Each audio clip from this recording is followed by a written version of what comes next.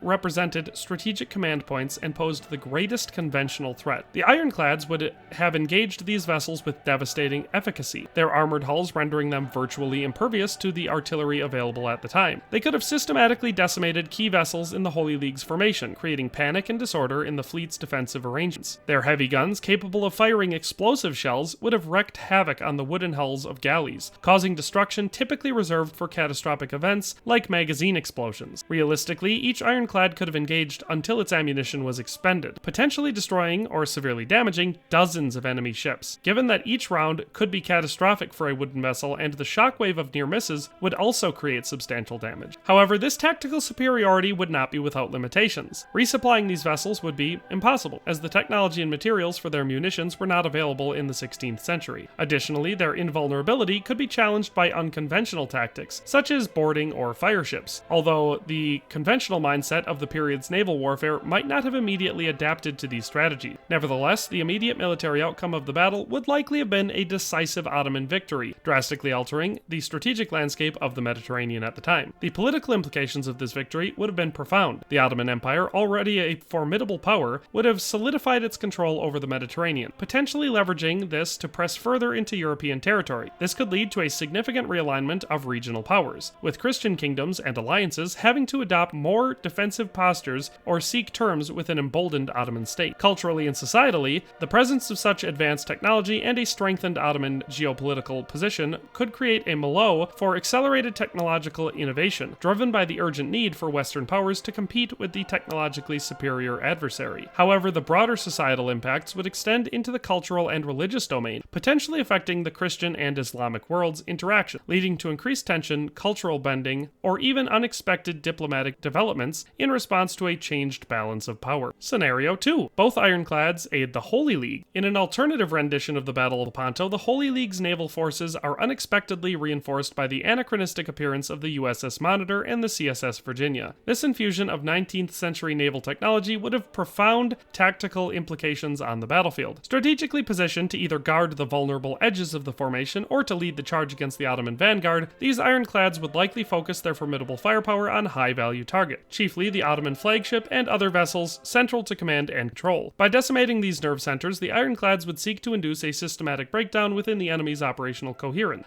amplifying the psychological impact of their already terrifying presence. Amidst the melee, the Monitor and Virginia with their explosive ordnance would spell doom for the wooden Ottoman galleys, each shot capable of catastrophic damage. In a relentless barrage, they could feasibly incapacitate scores of enemy vessels before depleting their ammunition reserves, their own imperviousness to contemporary armaments making them appear as avenging leviathans on the watery expanse. Despite their fearsome presence, they would face operational constraints, primarily the finite nature of their munitions and the absence of any means to replenish them in the current era. Moreover, their immunity to conventional weaponry might invite more desperate measures like mass boarding actions or incendiary assaults, though the likelihood of the 16th century tacticians rapidly adapting to this unprecedented scenario remains debatable. This enhanced tactical supremacy on the part of the Holy League would likely translate to a vastly more pronounced victory over the Ottoman fleet than that which was recorded in our timeline. Such a triumph would reverberate politically, possibly emboldening the constituent states of the League to press their advantage further in subsequent conflicts, thereby imposing a more substantial and lasting setback to Ottoman imperial ambition. The ramifications of this could include a reinvigorated campaign of Christian-led incursions into Ottoman-held territory, reshaping the border and power structures of the period. Culturally, this event would not only represent a divine sanction in the eyes of contemporaneous observers, but would also likely kindle a surge in intellectual curiosity, as these miraculous warships would embody technological marvels inconceivable in the age. This curiosity would potentially spark an early onset of industrial advancements, as powers strive to unlock the secrets of these machines. Concurrently, the societal fabric might experience heightened tension, as the religious and cultural hegemony shifts, potentially influencing the interactions between the Christian and Islamic world. This dramatic upheaval, born from the clash at Lepanto, would indelibly imprint itself upon the subsequent historical, geopolitical, and cultural developments. And scenario number 3. The Monitor aids the Holy League, and the Virginia aids the Ottomans. In this speculative scenario, the Battle of Lepanto's dynamics are dramatically altered by the presence of two ironclads on opposing sides, the USS Monitor fighting alongside the Holy League, and the CSS Virginia bolstering the Ottoman forces. This equilibrium of advanced naval warfare technology introduces an unprecedented level of uncertainty and a tactical complexity to the engagement. From a military standpoint, both ironclads would play a critical role in their respective fleets, likely serving as both protective shields for smaller, more vulnerable ships and as offensive juggernauts targeting enemy vessels of strategic importance. The Monitor, with its innovative turret design, would offer a degree of flexibility and responsiveness in the heat of battle, allowing it to engage multiple targets in quick succession or continuously bombard enemy flagships seeking to destabilize the Ottoman command structure. Conversely, the Virginia, a rebuilt and more heavily armed vessel, would serve as a battering ram within the Ottoman fleet, using its raw firepower and intimidating presence to break through the Christian lines, targeting especially the heavily manned galleasses or the command ships of the Holy League. Each ironclad would unleash destruction upon wooden ships with their cannon fire, causing chaos and significant casualties. They could each neutralize many enemy ships, though the exact number would be contingent on factors like distance, visibility, and the tactical disposition of enemy forces. Both would face the challenge of limited ammunition, with no means of resupply, imposing a natural limit on their sustained combat involvement. Additionally, while largely immune to the artillery of the time, they could be vulnerable to unconventional warfare tactics, particularly boarding or incendiary strategies, though successful execution under the harrowing conditions remains questionable. Given the historical context and the inherent characteristics of the two ironclads, the outcome of the battle is complex to predict. The Monitor's agility on the water and 360-degree rotating turret could provide faster, more versatile reactionary capabilities, crucial in the pandemonium of naval warfare. In contrast, the Virginia's might and marginally superior firepower might afford it more successes in direct engagements and in instilling fear. However, considering the actual sequence of events during the Battle of Lepanto, where strategic positioning, environmental factors, and the Holy League's unified command played essential roles, there's a possibility that the Monitor's technological advantages and the pre-established momentum of the Christian forces might slightly tilt the balance in their favor. This hypothetical victory, narrower than in historical records due to the Virginia involvement, would still significantly impact the European and Ottoman political landscapes. While the Holy League would maintain naval dominance, the event might expedite peace negotiations or temporary truces given the mutual destruction witnessed. Culturally, the introduction of such advanced technology could create a fervent period of intellectual inquiry and potential collaboration or espionage, as both sides seek to understand and replicate the technology that they witness. Societally, this balance of power scenario could forge an environment ripe for more balanced diplomatic interactions, influenced by a shared experience of awe and the mutual recognition of vulnerability in the face of such devastating technological power. So, that's that. Be sure to let me know your thoughts down in the comments section. Do you think this matchup makes as much sense as I do? Who do you think would win? And do you like this format where I look at all of the sides? Or would you prefer if I just stick to the old format and add the futuristic forces to the losing side exclusively in every battle I send them? Be sure to share any relevant thoughts in the comment section below. Also, if you have any video ideas that fit the theme of this series, be sure to let me know, and you might just see them in your subscription feed in weeks to come. But thanks for watching, and we'll see you on the next battlefield.